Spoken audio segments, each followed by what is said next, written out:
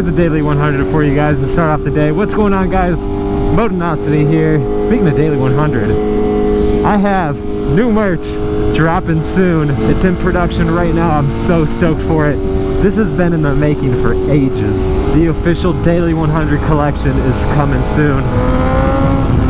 How long has it been since I had a collection release? So if you want to be the first to get notified of when that merch collection drops, I'll have a link down in the description to my newsletter. Sign up for that newsletter and I'll be announcing there when everything goes live. Now we got a topic today all centered around motovlogging, motorcycle content on YouTube in general, where it is, where it was, where it's going, and is it dead? And by the end of the video, I will have an answer to all of that. And I started thinking about this, one, just because of my own content and what I like making and what I've made in the past. But I saw a post on YouTube by Chase on Two Wheels a few days ago, and he was asking what type of content people subscribe for and what they want to see more of. And it really rang true to me because a lot of the comments that I saw were stuff that I've seen on my videos as well. And it mainly centers around writing videos of just having fun. And that's how motovlogging grew. All of the people that you see who are, you know, generally the most well-known motovloggers, the ones who've had the most success and have grown the largest followings, saw the bulk of their growth off of just raw, fun riding videos where they were just talking. I'm talking about the likes of Chase on Two Wheels, Walterific, 6'4" Honda, Do It With Dan. All right, you ready for the no hands clutchless downshifting? Here we go. No hands.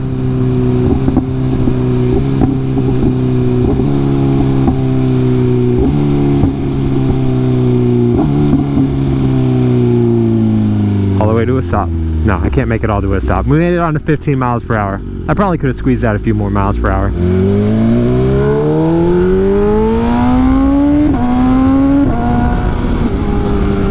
And some of the newer, and I'm not talking like new, brand new, but newer in relation to those names that I just mentioned. People like Dank Wheelie, Vroom Vroom Dana, Grimy Bear. I could go on and on with people who have just had really incredible rapid growth sometime in the history of their channel. And motovlogging's been around for a long time. Like, I feel old when I think about the amount of time that I've been motovlogging. And I wasn't even one of the first ones.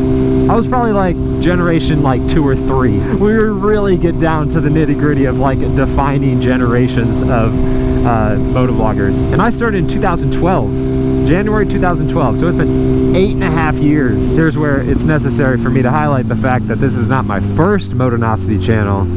We changed channels back in 2013. I switched channels when I was at 8,000 subscribers, so not a big amount.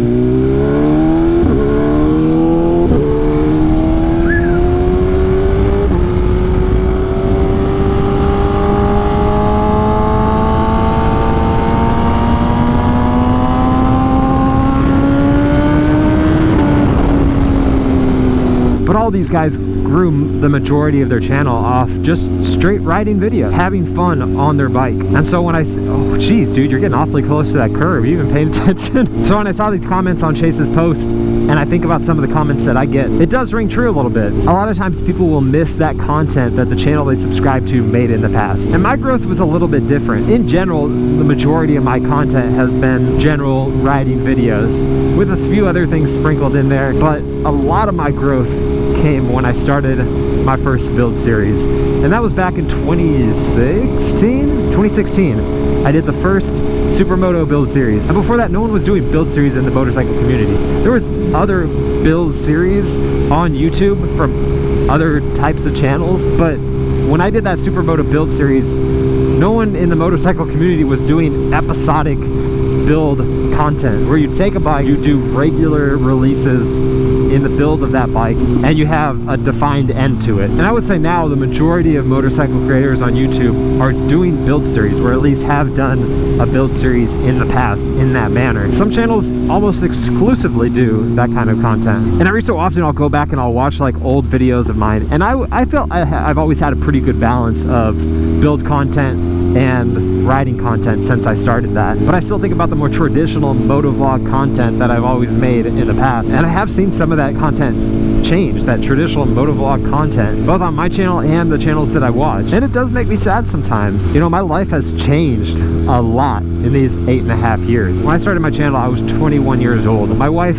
girlfriend at the time, she lived in Houston. She moved there for a job after she graduated. We both went to the University of Texas. She was living out there, so I was alone in Austin, and all my content was exclusively to and from work.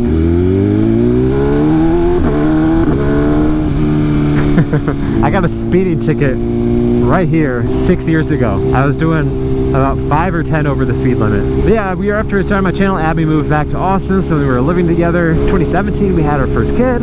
That's when Aylin was born. A year after that, we moved out to Atlanta, Georgia. Then we decided to move back to Austin. Then we moved again.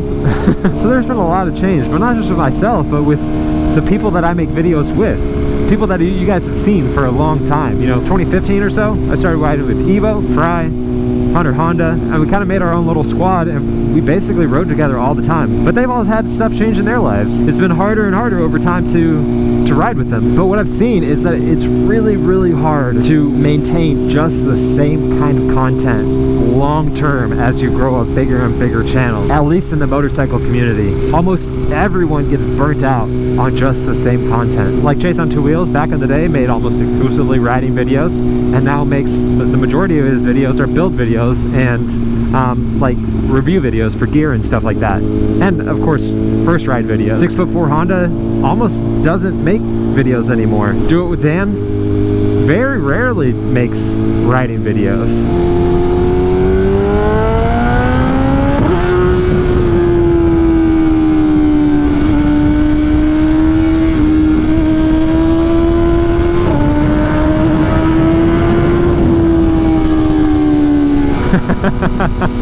That's what I get for having one liter bike that's on GP shift and one bike that's not. I rode my R1 yesterday, riding the S1000 today.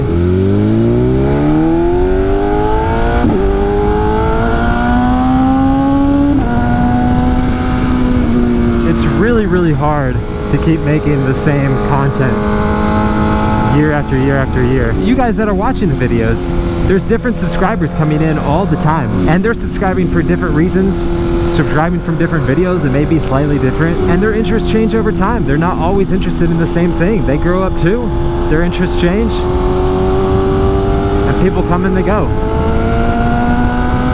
Saturday through Sunday, Monday. I'm glad that back before I saw, you know, my channel really grow big, and I'm not even that big, I already started making different types of content. You know, I always make the content that I'm interested in, and over time my interests have changed. You know, back when the first few years of riding, I wasn't really into the actual building process of bikes. I just like riding and learning. So that's why the videos that you saw back when I started my channel were riding videos and like how-to videos. When I started working on my bikes, I really started getting interested in the actual building process, and now I like that just as much as I do the actual riding. But even outside just the motorcycle videos, you guys have been able to see, you know, general stuff from my life, and I like having that on my channel. Like, that's something that I'm really happy to see Dan, Do It With Dan, do on his channel. He's making the content he wants to make. He's gonna make the videos that he wants to make, and that's something that I've always tried to do myself too. I know it's hard to see some channels that you subscribe to not make the same kind of videos that you watched when you first started watching. That's another reason why I think it's so important to see new channels come up that are making motorcycle content. I've come across several channels recently that I just had no idea existed. Motovlogging has been around for a decade, but there are still new guys coming up making motorcycle videos that are doing really well and bringing fresh videos to the community. Someone I found like a month ago, Stan the Moto Man, 400,000 subscribers. Didn't even know he existed. I think he's in Vancouver, but there's someone I never had seen before. Hadn't seen a single video. Somehow at 400,000 subscribers, never heard of him. Killicam, he's got like 100,000 or 200,000 subscribers, but he's massive on TikTok. Dude just genuinely has fun. Like, it comes across in his videos. Check it out, an Urus. Urus? The Lambo SUV. Let's just go with that. Don't tell anyone. Oh, we're not doing this. Don't tell anyone.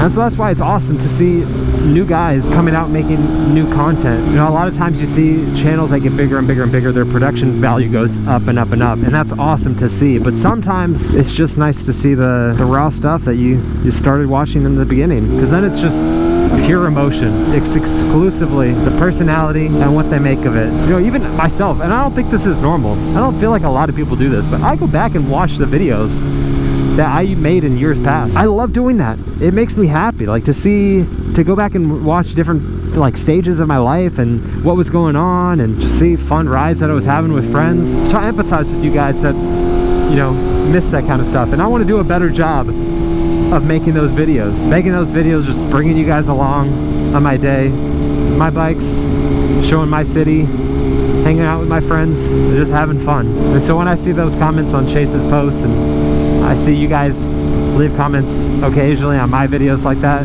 I feel you, I hear you. Life constantly changes, you got to evolve, but I want to do a better job, and I want to make stuff that I enjoy watching, I enjoy making, and I know you guys will enjoy watching too. So is motovlogging dead? Absolutely not. You know, I think I made a video back in 2014, 6 years ago. People were saying the same thing. Motovlogging's dead.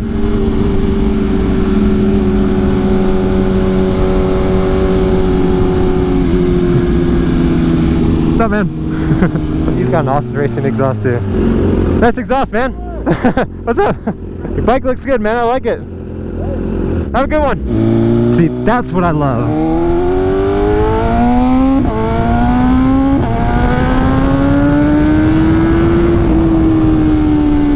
I know not everyone wants to meet people out while they're riding, but that's something that I absolutely love about just having fun riding. Just going out. When you're riding for a long time throughout the day, you come across different people. I love doing it. I wanted to turn off here because I wanted to come under the Pennybacker Bridge. It's been a while. Over. But yeah, I made a video in 2014 responding to people saying that motovlogging was dead. Here we are 6 years later. How many people with over 500,000 subscribers? I've lost count. Here we go. Let's take a look at the lake. This is Austin's most well-known bridge. It's only main bridge. Look at all the people out on the lake today. Should we race them? I'm gonna catch you. I'm gonna catch you. Here I come.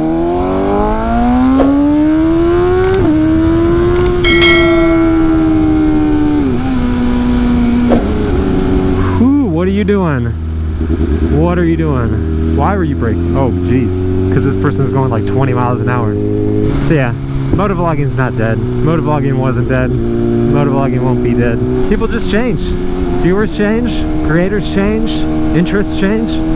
Trends change. There are more people making motorcycle videos today than there ever before. And I just want to inspire more of you guys to start riding. But most of all, to just do what makes you happy. Regardless of what factors are driving you one way or another. Do what makes you happy. And it makes your life fulfilled. You know, as I get older, it becomes more and more important to me to maximize my enjoyment from life. You only get one. You only get one shot. You can fill up all those days, all those months, all those years with anything you want. And there's absolutely no reason that you should be filling it with anything other than what makes you happy. Because you don't want to make it to your deathbed at the end of your life and think back and regret not doing more. You know, I always do my daily 100s on the bike, but the daily 100 isn't only about hitting that 100 on your bike. It's hitting that 100 with everything in your life, every single day. So to those of you who have been with me for years and years, thanks for sticking with me. For those who just joined, thank you for checking out my videos and supporting my stuff. And I just hope I've entertained you guys and inspired you guys today. And I hope to do that every single day. So if you could do two things for me, hit that like button and that subscribe button. And once you do that, make sure today you do something that makes you happy. If there's been something that you've been wanting to do or accomplish, go out today and do that. And then meet back here on the channel for the next video. You guys have been awesome. I've been Motonosity. Remember, life's better with horsepower. Keep life lived. And I'll see you guys in the next one.